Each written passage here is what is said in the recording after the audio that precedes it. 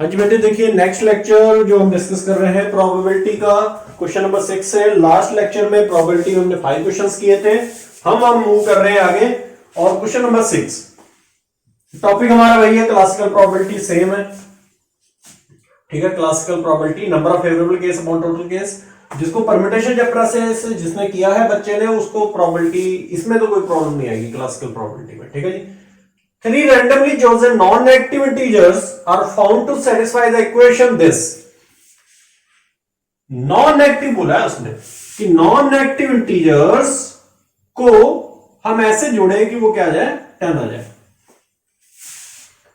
ठीक है जी। Randomly chosen non-negative integers x y are found to satisfy the equation this. Then the probability that z is even. इस बात की probability क्या होगी कि जो नंबर आप ये z ले रहे हो वो 2, 4, 6 इस फॉर्म में होना चाहिए। चलिए देखिए इस क्वेश्चन को हम कैसे करेंगे।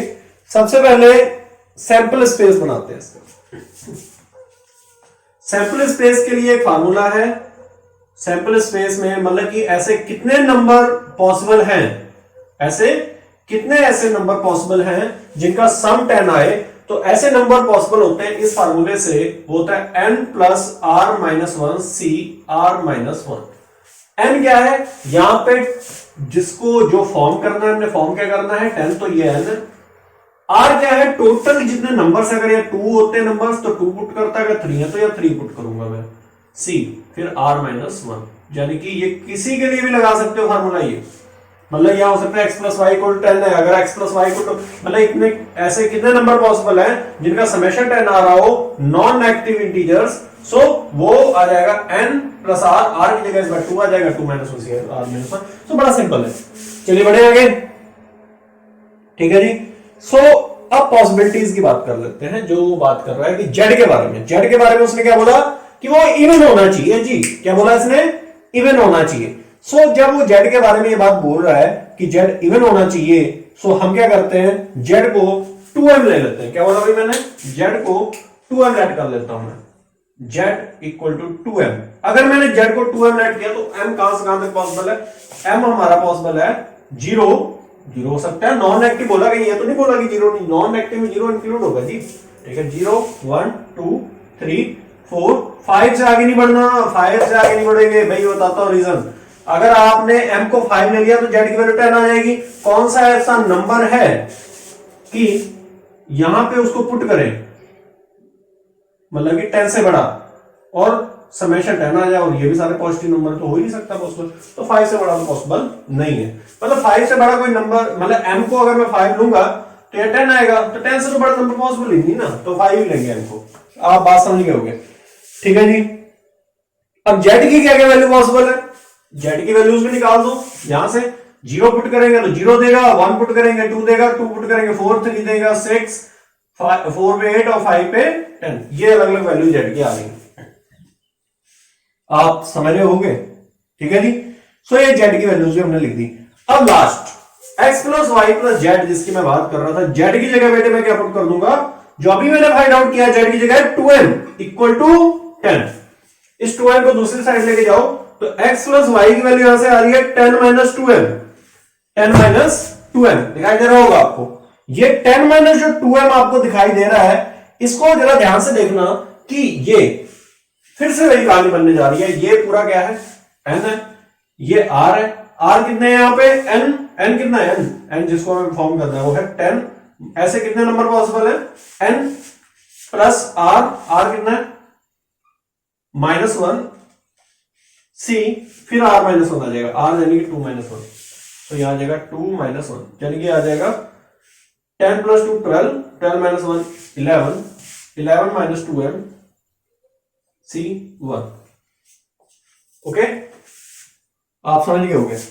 सो ये हमारी पॉसिबिलिटीज आएंगी जब z कैसा होगा, इवन नंबर होगा, ठीक है जी। अब z इवन नंबर की हम बात करते हैं, और बहुत तरीके इसको करने की, या तो एक पूरा जो पॉसिबिलिटीज है वो सारी अलग अलग m की वैल्यूज पुट करके चेक कर लो। जैसे m की वैल्यू जब आपने 0 रखी, देखो क्या दे रहा है, 11 c1 दे रहा है, एक तो ये हो गया 0 के लिए, ठीक है। दूसरा मतलब ऐसे नंबर निकालना, इवन नंबर इतने पॉसिबल है जी, z जब इवन होगा तब ये पॉसिबिलिटीज होंगी, ठीक है जी।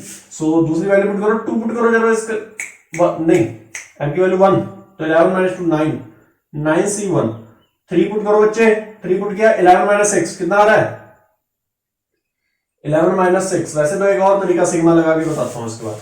11 माइनस 6 ही आ रहा है, हाँ 2 पुट किया ना, 11 माइनस 4, 11 माइनस 4 कितना आ रहा है ये 7c1। फिर आप क्या पुट करोगे, 3 पुट करो, 11 माइनस 6 तो आपका आएगा 5c1। फिर देखते जाओ ऐसे गैप आ रहा है ना, ये आ जाएगा 3c1, फिर लास्ट में क्या आ जाएगा 3, हाँ जी 1c1 है ना, ये आ गया। ये पॉसिबिलिटीज है, अलग अलग वैल्यूज है, जेड की वैल्यू यहाँ 0 है, यहाँ क्या है 2 है, यहाँ 4 है, 4 के लिए पॉसिबिलिटीज है 6, मतलब कि जब जेड 6 होगा तो ऐसे कितने नंबर पॉसिबल है जिनका सम इतना, तो 5 नंबर ऐसे पॉसिबल है। फिर ये, फिर लास्ट ये, इन सभी को जोड़ दो, ये पॉसिबिलिटीज आ गई, इन सभी को जोड़ दो। इन सभी को जब आप जोड़ोगे तो आएगा 11 9 7 5 3 1, तो इनको जोड़ते हैं तो ये आ जाएगा। और सैंपल स्पेस में कितने आ रहे थे 12 से 2, 12 से 2 को सॉल्व करो यार, 12 से 2 यानी कि पूरा 12 factorial upon 2 factorial into 10 factorial, ये जाएगा 12 इंटू 11 और 10 फैक्टोरियल से कैंसिल हो गया, 2 2 6 जा 12, तो 11 6 जा 66 आया, ये 66 आया। और ये कितना आ रहा है 1 3 4 4 5 9 9 और 7 16 और 9 25 और 11 36। तो प्रोबेबिलिटी क्या आएगी जेड के इवन होने पर, बस इतना ही लिख देता हूं मैं, है ना, समझ जाओगे आप। सो ये आ जाएगा 36 अपॉन 66। कितना आ रहा है, तो गड़बड़ हो गई है, चेक करो। ये आया आपका 12 इंटू 11, चेक करना की गलती हो गई है, 36 नहीं है, गलती तो नहीं हुई है। चलो फिर डिवाइड करो, हाँ सॉरी, तो 6 6 जा 6 11 जा, हाँ ये ऑप्शन तो है 6 upon 11, that is the option C option. अच्छा एक और तरीका बताता हूं, सुनो। एक तरीका यह है कि 11 माइनस 2m, जेड के इवन पॉसिबिलिटीज हमने निकाली थी, वो ये आया था। और अगर मैं इसको सॉल्व करूं, तो क्या आने वाला है, 11 माइनस 2m जो आपको दिखाई दे रहा है, ये 11 माइनस 2m, इसको अगर सॉल्व करोगे तो 11 माइनस 2m ही आएगा ना बच्चे। सो ये जो 11 माइनस 2m है, इसको सिग्मा लगा बेटे, क्या लगा दे सिग्मा। और सिग्मा कहां से कहां तक चलाओगे, सिग्मा चलेगा हमारा m0 से लेके 5 तक, और 11 माइनस 2m ऐसे भी कर सकते थे, आप अलग अलग जोड़ रहे हो, जैसे भी आपको लिख लेगा, है ना। सो ये भी सही है। सो ये आ जाएगा आपका 11m सिग्मा 1, अगर सिग्मा 1 के 11 को बाहर निकाल दिया, 1 के ऊपर सिग्मा लगेगा तो m आ जाएगा, फिर minus 2 m into m plus 1/2, n plus 1/2 formula लगा दिया। m की वैल्यू 5 पुट करनी है, कम तो आ जाएगा आंसर, 2 को कैंसिल कर दो, ठीक है, ओके ऑलराइट। सो आप ऐसे भी कर सकते हो, चलिए पुट करो, देखो कितना आता है। 5 नहीं पुट करोगे, 6 पुट करोगे, m 0 से शुरुआत कर रहा है, 5 तक जा रहा है ना। सो m की वैल्यू, ये गलती नहीं करोगे, सो पुट कर दो 6, तो 11 6 जा 66, माइनस 6 इंटू 7 42, 6 माइनस 2 ये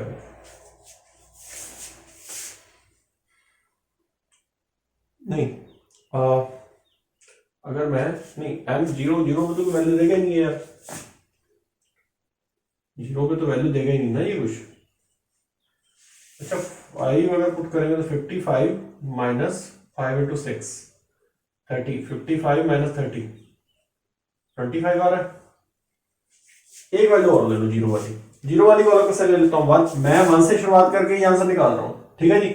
और जो 0 पुट करने पे वैल्यू आ रही है वो 11 आ रही है, जोड़ दो अलग से, ये तरीका ज्यादा नहीं सही है। सो ये 36 आ रहा है, ठीक है। सो ऐसे नहीं डायरेक्टली आप 6 नहीं पुट करोगे, सॉरी मैं मिस्टेक कर रहा था, मतलब स्टार्ट 5 ही पुट करेंगे और अलग से 0 पे वैल्यू निकाल दो, वो ज्यादा सही है। 36 आ गया तो वही था, 36 अपॉन 66 भी समझ आ गया होगा आपको कैसे है। So that's the question, very easy. और ये जेईई एडवांस में आया था, लेकिन ये जिसको फार्मूला आता है ना n plus r minus 1 C r minus 1, वो निकाल देगा इसको। Next if 12 identical balls are to be placed in 3 different boxes. देखिए बेटे ये क्वेश्चन क्या है कि 3 मेरे पास अलग अलग बॉक्स है, जैसे एक बॉक्स ये है, एक बॉक्स ये है B1, B2 और एक बॉक्स है B3। तीन अलग अलग बॉक्स दिए हैं और इन तीनों बॉक्सेस में 12 आइडेंटिकल बॉल को मैंने प्लेस करना है। That is B1, that is B2 box, that is B3 box. Balls कितनी है मेरे पास? 12 आइडेंटिकल, एक जैसी बॉल्स है। कितनी है? 12। 1 2 3 4 5 6 7 8 9 10 11 एक और 12, तो 12 बॉल्स है। Okay, alright. Then the probability that one of the box contains exactly 3 balls. एक बॉक्स जो है वो exactly 3 balls कंटेन करना ही चाहिए। और इसने ये मेंशन किया हुआ है कि बॉक्सेस तीनों के तीनों अलग अलग हैं। बॉल सेम, ठीक है जी, बॉल सेम है लेकिन हमारे बॉक्सेस जो है वो अलग अलग है। ठीक है, और एक पर्टिकुलर बॉक्स में कितनी बॉल्स होनी चाहिए? One particular box, one of the box, particular बोल सकते हो, कंटेन्स एग्जैक्टली 3 बॉल्स। चलिए देखिएगा, ध्यान समझिए, ये क्वेश्चन थोड़ा अच्छा है, जेईएस में आया, मतलब थोड़ा ट्रिकी है ना। समझिए इसको, इतना टफ नहीं है। जेईई एडवांस वाला पहले वाला क्वेश्चन ज्यादा अच्छा था, ये मतलब इतना टफ नहीं है, ट्रिकी है कह सकते हो। चलिए करें इसे।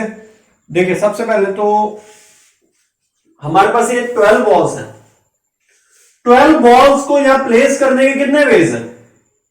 12 बॉल्स को 3 बॉक्स में प्लेस करने के कितने वेज हैं? 3 to the power 12 total ways. इसका मतलब क्या है? 3 to the power 12 ही क्यों आया? बड़ी इंपॉर्टेंट बात है, सोचो भाई। इस बॉल के लिए कितनी चॉइस है? पहली वाली बॉल के लिए 3 चॉइस है। दूसरी बॉल के लिए कितनी चॉइस है? 3 चॉइस है। तीसरी बॉल को कितनी चॉइस मिल रही है? 3। 4 को 3, 5 को 3, 6 को 3, 7 को 3, तो 12 नंबर को 3, तो सभी को 3 चॉइसेस मिल रही हैं। तो बेटर है कि 3 को 12 टाइम्स मल्टीप्लाई करें, उसकी बजाय मैं 3 की पावर 12 कर देता हूं। यानी कि टोटल वेज ये पॉसिबल है। आप समझ रहे हो? ठीक है जी, ये टोटल वेज आ गए डिस्ट्रीब्यूट करने के बॉल्स को। ठीक है जी, अब क्या करना है? अब दूसरा जो मेरा टारगेट है वो बड़ा इंपॉर्टेंट है। ये तो हमारा डिनोमिनेटर आ गया, ये तो प्रोबेबिलिटी का डिनोमिनेटर आ गया है 3 to the power 12। ये प्रोबेबिलिटी जो भी आएगी भाई, ये तो उसका सैंपल स्पेस होगा ना एक हिसाब से, ये मतलब इससे इसके बाहर नहीं है कुछ भी, जो भी होगा इसके अंदर ही होगा। अब ऊपर वाले की बात कर लेते हैं, जो न्यूमरेटर वहां क्या आने वाला है वो समझो। 12 में से जो 12 बॉल्स हैं उसमें से 3 बॉल मैंने क्या करनी है? सिलेक्ट करनी है। किस बॉक्स के लिए? बोला है उसने कि एक पर्टिकुलर बॉक्स जो है उसमें 3 बॉल तो होनी ही चाहिए। एग्जैक्टली। तो पहले केस में 12 में से 3 बॉल को मैं सिलेक्ट कर लेता हूं पहले बॉक्स के लिए, फर्स्ट बॉक्स के लिए। बची कितनी बॉल? 9 बॉल्स बची हैं। अब 9 में से 9 बॉल के लिए कितनी चॉइसेस है? 9 बॉल जो बची है, 3 तो पहले ही फिक्स कर चुकी हैं अपना प्लेस। 3 बॉल ने तो प्लेस ले लिया अपना, इस बॉक्स को फिल कर दिया। अब जो 9 बची है उनके लिए कितनी चॉइस रह गई है? 2। That is answer. आप समझ गए होंगे? थोड़ा गड़बड़ तो नहीं है? जरा एक मिनट सॉरी, हाँ ये मिस्टेक हुई है, एक मिनट दोबारा सुनो। अब जो 9 बॉल्स रह गई हैं उनके लिए चॉइस है, जैसे पहली वाली के लिए कितनी चॉइस है? 2, दूसरी वाली के लिए 2, तीसरी वाली के लिए 2 2 2 2 2 की पावर 9। सॉरी बेटे, यहां तो सिलेक्शन ही होना था, 3 को तो सिलेक्ट करके डालना ही था। यहां तो कोई भी जा सकती है, ठीक है जी। यहां जितनी मर्जी डालो बॉल्स, वहां पे 3 बॉल्स को मैंने रखना ही था। So that is answer. आप इसे सॉल्व कर लीजिए, ठीक है जी। सो इसमें कंफ्यूजन बनता है किसी को? बनना तो नहीं चाहिए यार इसमें कंफ्यूजन। सो इसकी वैल्यू क्या आएगी? 12 फैक्टोरियल अपॉन, जिसको है वो पूछे मुझे, कोई दिक्कत नहीं, मैं बताऊंगा, मैं आंसर दूंगा भाई, जब मर्जी मैसेज कर लेना व्हाट्सएप पे मुझे, ठीक है। ये रहा नंबर, ठीक है, व्हाट्सएप मैसेज करना मुझे। सो ये आपका 12 इंटू 11 इंटू 10, 9 फैक्टोरियल कैंसिल हो गया, 3 2 6 आ जाएगा, 6 2 आ गया 12। सो 20 इंटू 11 है ना, कितना आ रहा है 20 इंटू 11 220, ये 220 आ रहा है, ये 2 की पावर 9 है, सो 3 की पावर 9 को अलग कर दो, 3 की पावर 3 को अलग कर दो, ठीक है, और 2/3 की पावर 9 और 3 की पावर 3 को अलग कर दो, ठीक है, सही तो है, कोई डाउट? यहां से एक 2 निकाल लो बाहर, क्या बचेगा 110, यहां से एक 3 बाहर निकाल लो, 3 स्क्वायर, या पावर कितनी हो जाएगी 10, और यहां भी कितनी हो जाएगी 10, चलो अब क्या बचा 3 की पावर 2 है, ये 32 ना समझ लेना इसे, हाँ जी बस ठीक है, तो ये आ गया 9, ऊपर है 110, तो ऑप्शन मैच नहीं कर रहा क्या? अब ये कौन ले लो वही पावर, यहाँ 55 हो जाएगा और यहाँ 3 हो जाएगा, तो पावर एक और बढ़ जाएगी 11, यहाँ भी 11, तो 2/3 की होल पावर 11, 55/3 ऑप्शन ए। सो ये समझिए जरा इस क्वेश्चन को, बहुत ही सरल शब्दों में मैंने समझाया है, वैसे तो समझ आ जाना चाहिए। ये क्वेश्चन ऐसा है जिसको बहुत ही ठंडे दिमाग से सोचना, ठीक है, और पहले तो समझो इस क्वेश्चन को कहना क्या चाहता है।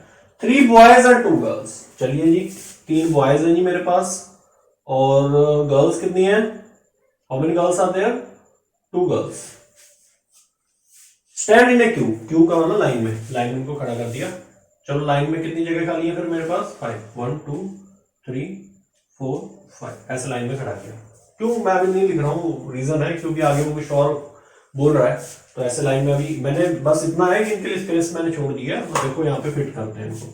Probability that the number of boys ahead of every girl, boys जितने भी हों किसी भी लड़की के आगे, किसी भी लड़की के आगे, वो एक नंबर ज्यादा होने चाहिए जितनी लड़कियां इसके आगे हैं, ये कंडीशन है, एटलीस्ट कम से कम 2 हो जाए और बढ़िया, one more that the number of girls ahead of her.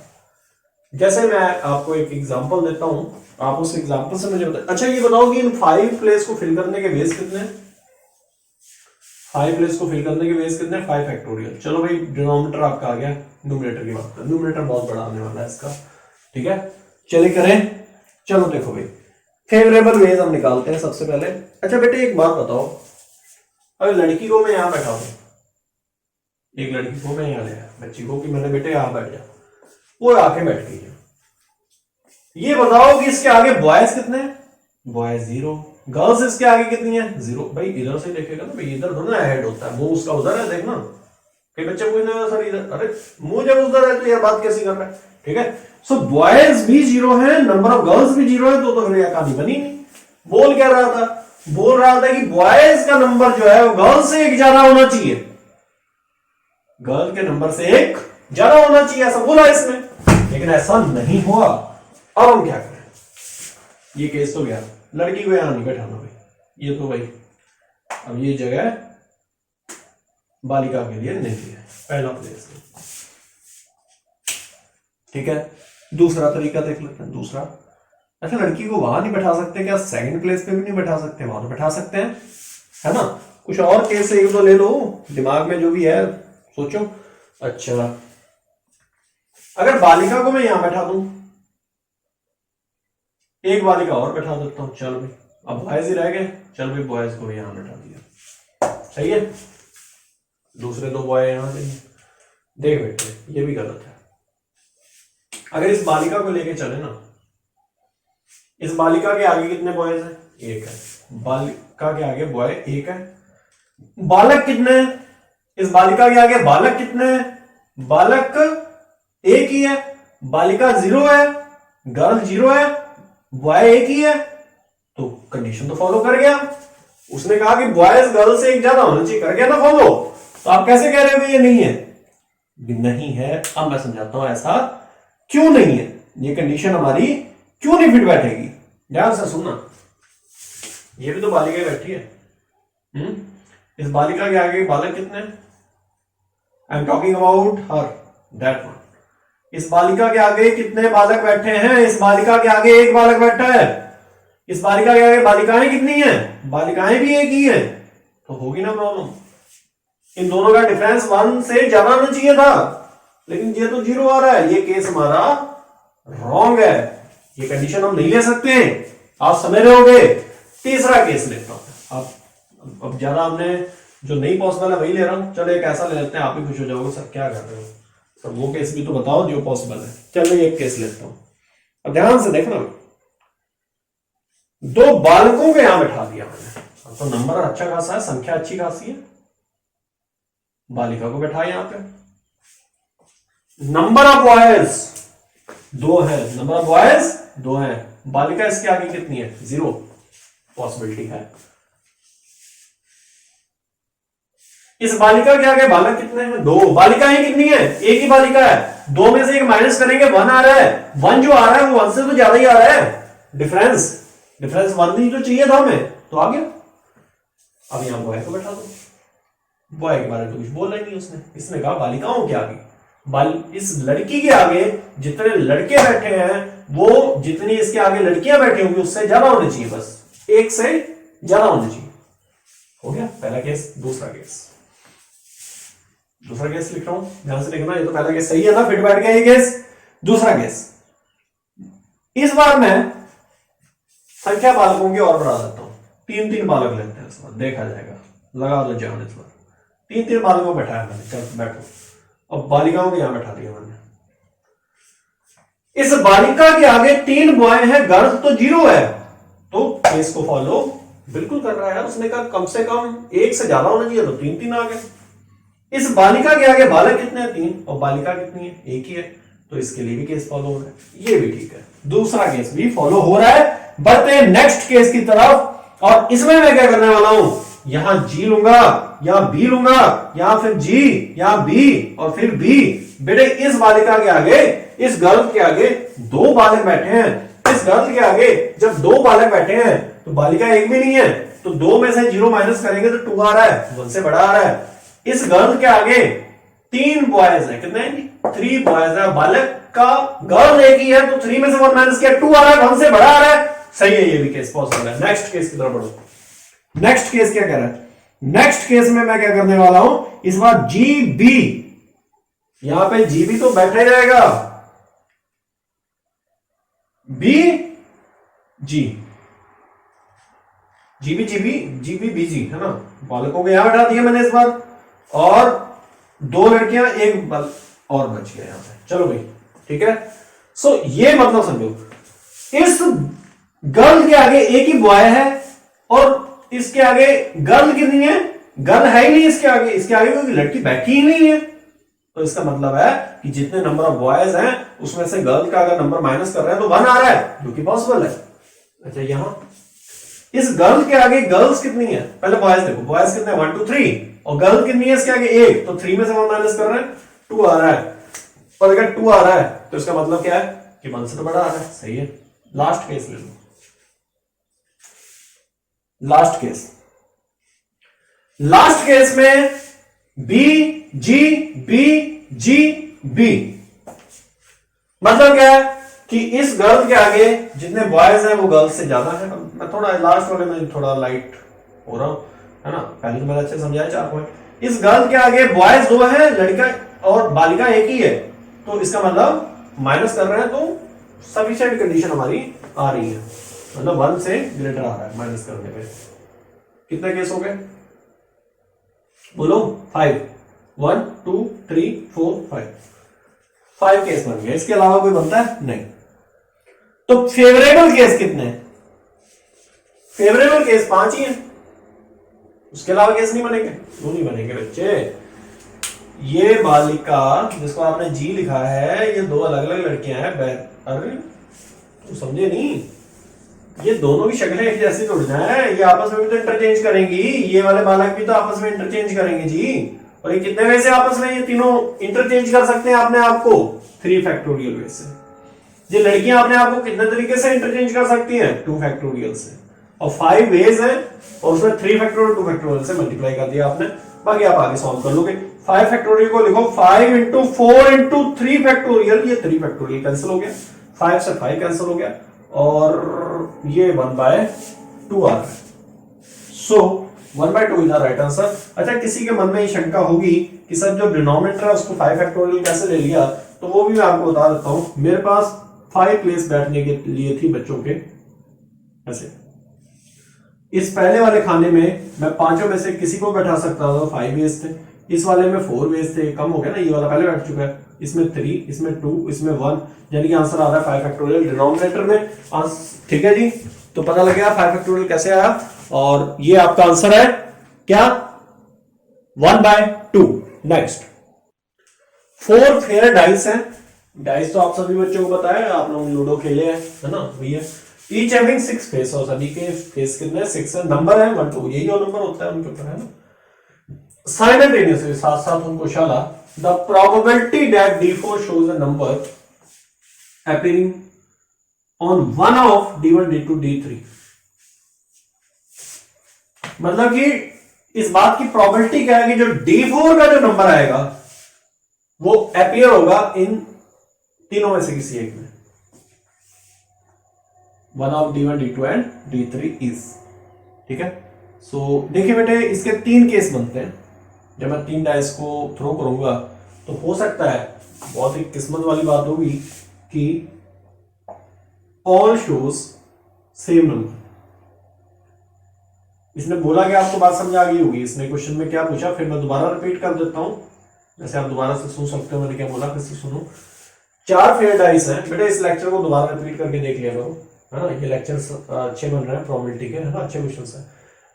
4 fair dice हैं, 6 फेस हैं जी उनके होते हैं, है ना, और नंबर दिया हुआ है उनके ऊपर क्या क्या नंबर्स हैं, उनको साइमल्टेनियस रोल किया और इस बात की प्रोबेबिलिटी बताओ कि जो D4 है वो एक नंबर ऐसा देगा जो इनमें से किसी एक में ऑलरेडी आया होगा। अब मैंने केस बहुत अच्छा बना दिया, मैंने ये बना दिया कि वो तीनों में, चारों में आ जाए, ऑल्सो सेम नंबर। दूसरा case, number appearing on D4 हो सकता है किसी 2 के साथ मैच कर जाए, हो सकता है किसी 1 के साथ मैच करे, यानी लिखो नंबर अपीयरिंग, ये एडवांस में आया था 2012 का क्वेश्चन, है ना, अपीयरिंग ऑन प्रोबेबिलिटी मैट्रिसेस के क्वेश्चन अच्छे आते हैं हमेशा एडवांस में, ठीक है, क्योंकि आगे बीटेक में आपने पढ़ना होता है इसे। चलिए लिखिए आगे, appearing on D4 appears on any one of, appearing on D4 appears any one of D1 D2 and D3, किसी भी एक में वो नंबर आ जाए। ठीक है, तीसरा केस, तीसरा केस ये बन सकता है, ये पूरा तो सेम ही रहेगा, number appearing on D4 appears any 2 of, क्या बोला मैंने, any किसी भी 2 में आ जाए, D1 D2 या D3 में से। अच्छा, एक बच्चा बोला सर एक के लिए ले लिया आपने, 2 के लिए लिया, तीनों के लिए क्यों नहीं लिया? अरे भाई गोचू नाम, तीनों के लिए ये केस नहीं है भाई, तीनों पे वही नंबर आ जाए जो D4 पे आ रहा है, तो गोचू ये सारे इक्वल हो गए, इक्वल है तो पहला केस ही है, क्या बात कर रहा था यार। बच्चे कई बार सोचते हैं यार सर को, है ना, फंसाते हैं, ऐसा सोचते लेते हैं। ठीक है, चलो भाई आगे बढ़ते हैं, और ठीक है, तो 3 केस बनते हैं। तो पहला केस, केस 1, पहले हमें सबसे पहले ये पता होना चाहिए कि उस नंबर को सिलेक्ट करते हैं, जैसे इसको मैं अरेंज कर दूं, आप लोग नोट कर लिया होगा। चलिए ठीक है, सो ये केसेस हैं हमारे, केस 1। सो केस 1 में जिसमें सारे सेम नंबर की बात हुई थी, सो केस 1 तो बड़ा सिंपल है, सभी में सेम नंबर आ जाए।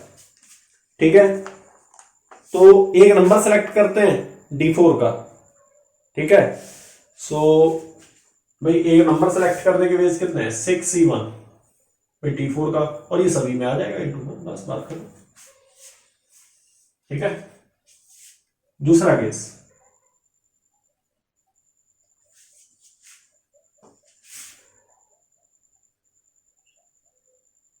ठीक है, अच्छा एक जो सबसे इंपॉर्टेंट, ये फेवरेबल केस है हमारा, ये वाला, है ना, फेवरेबल केस है। टोटल केस कितने पॉसिबल है? 4 डाइस हैं, सब में 6 आ सकते हैं, 6 × 6 × 6 × 6, तो आंसर क्या है 6 टू द पावर 4। ये हमारा टोटल केस है। ये केस 1 तो हमने निकाल दिया जी। सिलेक्ट करेंगे एक नंबर D4 which appears on all. ठीक है, next for D4 there are 6 even ways. D4 के लिए कितने वेज अभी बोला मैंने, फॉर लिख दो यहां, for D4 there are 6 even ways. For D4 there are 6 even ways. Now it appears on any one of D1, D2, D3. Now it appears on any one of D1, D2 and D3। मैंने अभी क्या बोला कि जो number हमने select किया D4 में 6 even वे से, it appears on any one of D1, D2, D3 में से किसी भी एक में आ जाए। सो ये आ जाएगा 3C1 बेस। कितने बेस हो गए 3C1 इंटू 1। ये आ गया बात समझ में आ रही होगी आपको। ठीक है, नेक्स्ट केस। और दूसरे जो दो नंबर दो रह गए हैं भाई, एक के ऊपर तो एक 3C1 हो गया ना, 3C1 अपीयर होने का। अब जो दो बचे हुए हैं उनके लिए क्या आ जाएगा, उनके लिए क्या आएगा भाई, उनके लिए आ जाएगा 5 into 5। Other two there are 5 into 5 ways. For या लिख दो फॉर अदर टू, जो दो बचे हुए हैं, एक के लिए तो आ गया 3C1, for other two 5 into 5 ways, 5 into 5 ways. ये आ गया। ठीक है, लास्ट में बात कर लो कि आंसर मतलब कि आपने इन सभी का क्या आएगा, मल्टीप्लाई आएगा। पहले आपने क्या किया, पहले आपने D1 में से सिलेक्ट किया, फिर मैंने क्या बोला, फॉर D4 सिलेक्ट किया। There are 6 even ways, now it appears on any one of this, उसके लिए ये वेज है, यानी कि 3C1। अब एक में आ गया, दो तो बचे हैं। अब दो में कितने वेज से आ सकता है, 5 इंटू 5 वेज आ सकते हैं। 5 इंटू, क्योंकि जो ऑलरेडी आ चुका है वो तो यहां आ नहीं सकता, तो 6 इंटू 6 भी नहीं कर सकते क्योंकि एक आ चुका है ऑलरेडी। तो 5 इंटू 5। ये आपको बात समझ आ रही होगी। ठीक है जी, आ गया। तो ये केस 2 हमारा बन गया। ठीक है, अब केस 2 भी हो गया। अब बात करता हूं लास्ट केस की। लास्ट केस हमारा केस 3 जो है, इसको मैं रेज कर सकता हूं क्योंकि मैंने केस 2 का आंसर तो लिख दिया। केस 3, केस 3 में मैं क्या लिख रहा हूं, ध्यान से समझना। इसमें दो के ऊपर अपीयर होने की बात हो रही है ना। देयर आर, पहले तो वही कहानी है D4 के लिए, पहले तो 6C1, there are 6C1 veg, D4 की कहानी होगी। इस बार दो में आना चाहिए, जो D4 पे अपीयर हो रहा है वो दो में अपीयर होना चाहिए। ठीक है, सो यानी कि 3 मेरे पास अब बचे, जैसे D4 तो आ चुका है, D1, D2, D3 बचा है, D1, D2, D3। इन तीनों में D1, D2, D3 में वो नंबर आना चाहिए, दो में, किसी दो में वो नंबर आना चाहिए जो इसमें आया, यानी कि 3 में से 2 को सिलेक्ट कर दिया, 3C2। ठीक है, बस समझ में आ रही होगी। लास्ट में बचा गया, 2 सिलेक्ट हो गए। अब बचा कौन, हो सकता है D1, D2 आए हो, सिलेक्ट किए हो। ठीक है, तो एक बचा, इसमें आने के कितने वेज है, 5। तो आंसर आ गया 6C1 इंटू 3C2 प्लस आ जाएगा 6C1 इंटू 3C2 इंटू 5। एक ये केस आ गया, ये आ गया, और एक सबसे पहले कौन सा है हमारा, पहले जब हमने सिलेक्ट ही किया था उसको 6C1, जो चारों पे, जो सभी में यही आ रहा है सेम 6C1। ठीक है, सो अब इन सबको जोड़ दो, ऊपर सबको जोड़ देना, नीचे 6/4 डिनोमिनेटर में आ जाना। सो ये आ जाएगा 6C1 plus 6C1 into 3C1 into 5 into 5 plus 6C1 into 3C2 into 5। अब पूरे के डिनोमिनेटर में क्या आ जाएगा, पूरे के 6 टू द पावर 4। आप 6C1 कॉमन ले लो, यानी 6C है, ये इससे कॉमन ले लिया, ये 3 है। सो 3 इंटू 5 इंटू 5, और यहां से 6 कॉमन लिया तो 1 आ जाएगा, प्लस ये 6 प्लस 5 इंटू कितना आ रहा है, ये 3 फैक्टोरियल अपॉन 2 फैक्टोरियल, यानी कि कैंसिल हो गया, 3 बचेगा यहाँ। ठीक है, और पूरे के डिनोमिनेटर में क्या आ रहा है, 6 टू द पावर 4। ये आ गया, पावर कितनी बची, 3, ये। ठीक है, सो 5 3 जा 15, 15 5 जा 45, 45 प्लस यहाँ भी 15 आ रहा है, 60 plus 61, 60 plus 1 61 upon 6 to the power 3। So देखिए कौन सा आंसर मैच कर रहा है, 61 ही आ रहा है कि 91 आ रहा है, देखना जल्दी कर लेना। है ना, 91 आएगा, गलती हुई है कहीं। सो 6c1 plus 6c1 into 3c1 into 5 plus 6c1 into 3c2 था ये, और 3c2 की वैल्यू होगी 3 factorial upon 2 factorial into 1 factorial, यानी कि 3 आएगी वैल्यू इसकी, इंटू 5 है, 6 5 30, 6 तो आपने कॉमन लिया, सो 6 और 15 और ये आ रहा है आपका 5 5 ये क्या लिखा हमने 25, तो लिखा ही नहीं हमने कहीं, सॉरी ये रह गया था 25। अब सही है, हाँ जी, और 6 से मल्टीप्लाई भी तो करना है, नहीं 6 तो हो गया सॉल्व, हाँ 45 प्लस दिस जोड़ो जरा, कहता है क्या आ रहा है, और यहां से आपने 6 कॉमन लिया तो 1 भी जुड़ेगा, है ना, देखो कितना आ रही, कहीं मिस्टेक हुई है चेक कर लेना, या 6 कॉमन लोगे अंदर आएगा 1 प्लस 75 प्लस 50, 1 प्लस 75 इन दोनों को जोड़ो 20 आएगा, ये कर देना इसको, है ना पूरा प्रॉपर, तो आ जाएगा 6 अंदर आ जाएगा 1 प्लस 75 प्लस 25 अपॉन, ठीक है, और अपॉन में आ जाएगा 6 टू द पावर 4, सॉल्व कर लेना, लास्ट में 25 नहीं 5 3 सा 15 आएगा। चलो ये ऑप्शन देख लो, ये ऑप्शन नहीं था राइट ऑप्शन, सो ये 9 नंबर था हमारा। नेक्स्ट आगे बढ़ते हैं, देखिए बेटे क्वेश्चन क्या कह रहा है, ओमेगा भी a complex cube root of unity. Omega क्या होता है भाई, अगर जेड क्यूब इक्वल टू 1 दे दिया किसी ने, ठीक है, और मुझसे कहा कि जेड की वैल्यूज निकालो, अच्छा कौन कौन सी वैल्यूज हैं जिनके लिए जेड हमारा 1 होता है, एक तो 1 के लिए 1 हो जाएगा, है ना, 1 के लिए 1 होता है, इस 1 को अगर बुला दो, यह आ जाएगा z cube minus 1 cube equal to 0, 1 को मैंने 1 क्यूब लिख दिया, फिर इसके फैक्टर्स बनाए जेड माइनस 1, फिर आया z square plus 1 plus z equal to 0, और फिर मैंने जेड को एक बार इक्वल टू 0, जेड माइनस 1 को इक्वल टू 0 किया, यहां से जेड की वैल्यू क्या आ रही है 1 आ रही है, 1 को उसने पहले बोल दिया कि ओमेगा 1 के इक्वल नहीं है, हटाओ उसको साइड, ओमेगा कि यहां से दो वैल्यूज यानी कि ये z square plus z plus 1 equal to 0, यानी कि जेड इक्वल आ जाएगा minus 1 plus minus under d square minus 4ac upon 2a, a की वैल्यू कितनी है 1, तो ये जो आया, ये जो अभी आप देख रहे हो, ये आप जेड की वैल्यू जो देख रहे हो, इसको आप सॉल्व करिए, ये आ जाएगा -1 plus minus under root 3 iota upon 2, इसको उसने ओमेगा बोला, उसने एक वैल्यू को ओमेगा बोला, जैसे -1 plus under root 3 iota upon 2 को उसने ओमेगा बोला, तो इसका जब स्क्वायर करके देखा उसने तो दूसरी वैल्यू आ रही थी, तो उसने इसको भी क्या बोल दिया ओमेगा स्क्वायर बोल दिया। अब उसने लास्ट में क्या बोला, उसने ये देखा, जिसने भी स्टार्टिंग में बनाया ये, ठीक है, उन्होंने क्या किया 1 प्लस कॉम्प्लेक्स नंबर में ये पढ़ा होगा आपने, ओमेगा स्क्वायर तीनों को जोड़ के देखा, 1 को इन दोनों को जोड़ रहे हैं तो इन दोनों का समेशन देख लेना आप, 1 आएगा -1 आएगा, सॉरी इन दोनों का समेशन, क्योंकि रूट 3 आयोटा कट जाएगा, -2 अपॉन 2 -1 और 1 के साथ कैंसिल होगा, यानी कि 0 आ जाएगा, ओके। और ओमेगा की पावर 4 की वैल्यू जो होती है वो हमेशा 1 ओमेगा क्यूब की वैल्यू क्या आएगी, हाँ जी, ओमेगा स्क्वायर की वैल्यू ये है, तो ओमेगा क्यूब की वैल्यू क्या होगी, ये सारी वैल्यूज जब तक आपको नहीं पता होंगी आप क्वेश्चन नहीं सॉल्व कर पाओगे, ये बात ध्यान रखना, ठीक है, ये क्वेश्चन ऐसा है। अब इसने कहा गया कि रैंडमली इसने 3 नंबर चूज किए डाइस में से, है ना, ये ओमेगा भी complex cube root of unity with omega not, if a dice is thrown 3 times, if r1 r2 r3 are the numbers obtained on the die, die में 6 से बड़ा नंबर तो आ नहीं सकता, नेगेटिव आ नहीं सकता, 1 से शुरू होगा 6 तक जाएगा, ये हिंट था, ये था हिंट। पहला तो मैंने बता दिया भाई, ओमेगा की पावर r1 प्लस ओमेगा की पावर r2 और ओमेगा की पावर r3, ये एक तो मैंने दे दिया आपको हिंट, r1 r2 r3, ये 0 हो जाए, ये 1 हो जाए, ये सॉरी ये 0 हो जाए, नहीं ये 1 हो जाए, ये 2 हो जाए, ये 3 हो जाए, तो उसका समेशन जो है 0 आएगा।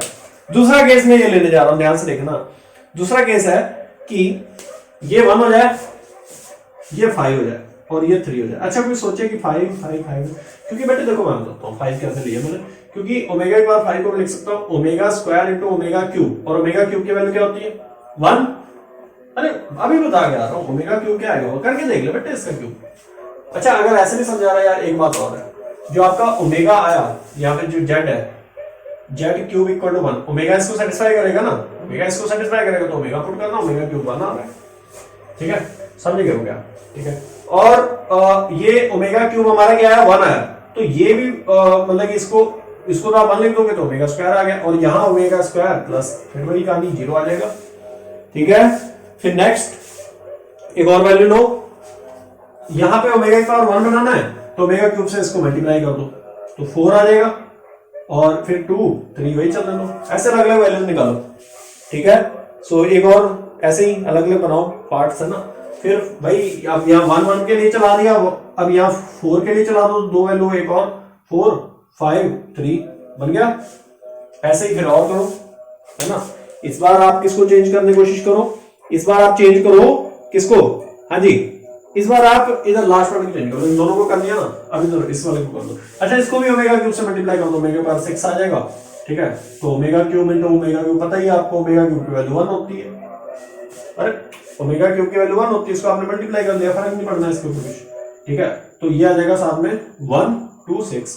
अच्छा और क्या वैल्यू पॉसिबल है, 1 2 6 आ गया, इसके अलावा कौन सी वैल्यू पॉसिबल है जी, सोचिए जरा जल्दी से करें इसे क्वेश्चन को। 1 यहां भी ओमेगा क्यूब से अगर मल्टीप्लाई करते हैं तो 1 5 6। हाँ जी, फिर अब किसको चेंज करोगे जी, आप वैल्यू पुट करके देखो ना, अब आ जाएगा आपका 4 2 ऐसे रहने दो, 4 2 यहां 6 ले लो, 4 5 यहां 6 ले लो। ये समझ रहे हो कैसे आ रहा है। आपको एक और बात बताता हूं, जैसे 4 लिया ना तो ये ओमेगा की पावर 1 इंटू ओमेगा क्यूब लिख सकता हूं मैं इसको, प्लस ओमेगा स्क्वायर को ओमेगा मतलब ओमेगा क्यूब भी साथ में जोड़ सकता हूं, ओमेगा की पावर 3 को ओमेगा की पावर 3 इंटू ओमेगा क्यूब लिख सकता हूं। तो आप देखिए ना ये 4 5 6 ये पावर्स आ गई, और ये हमें पता ही ओमेगा क्यूब की वैल्यू 1, इसकी वैल्यू 1, इसकी वैल्यू 1, तो 1 plus omega cube, omega common ले लो, ओमेगा कॉमन ले लो, तो ओमेगा कॉमन लिया तो 1 प्लस ओमेगा स्क्वायर आया, जबकि इसकी वैल्यू क्या होती है 0 होती है। तो कितने केस बने यहाँ पे टोटल, विजुअल नहीं है ना, हाँ ये लास्ट में आपको विजुअल नहीं हुआ, बाकी तो दिख रहा है। ठीक है, तो टोटल केस आपके कितने बनने हैं, टोटल केस आपके कितने बनने हैं, इसको जोड़ो यार, कितने केस आए 1 2 3 4 5 6 7 8। तो ऐसी R1 R2 R3 की कितनी वैल्यूज पॉसिबल हो रही है 8 है ना। और आपस में कितने वैसे अरेंज हो सकते हैं, आपस में भी तो ये एक दूसरे का इधर उधर करेंगे ना, ये इधर है 3 फैक्टोरियल, सो 8 इंटू 3 फैक्टोरियल। और टोटल केस कितने आए बेटे, वो तो हमने पहले निकाल दिए थे, टोटल केस नहीं निकाले, डाइस है, कितने डाइस है हमारे पास, डाइस 3 है, तो 6 इंटू 6 इंटू 6। ठीक है जी, तो आंसर मैं यहां लिख देता हूं, प्रोबेबिलिटी आ जाएगी 8 into 3 factorial upon 6 into 6 into 6, how many times 3 times. So इस आंसर को आप निकालिए, दैट इज द प्रोबेबिलिटी। ये 6 है, ये 6 इसके साथ कैंसिल कर दो, तो ये आ जाएगा आपका 2 4 जा 2 3 जा 2 2 जा 4 2 3 जा, यानी कि 2/9। So option see the right answer. अच्छा क्वेश्चन था R1 R2 R3, जिसको अरेंज करना आ रहा है ना, जिसको कॉम्प्लेक्स नंबर का छोटा सा पार्ट एक पता है, वो ये क्वेश्चन बहुत ही इजीली कर जाएगा। ओके जी, थैंक यू वेरी मच, मिलते हैं नेक्स्ट लेक्चर के। और ये 10 क्वेश्चंस कर लिए हमने प्रोबेबिलिटी के, करिए आप दिल से करिए इनको, लाइक शेयर सब्सक्राइब करिए ज्यादा से ज्यादा।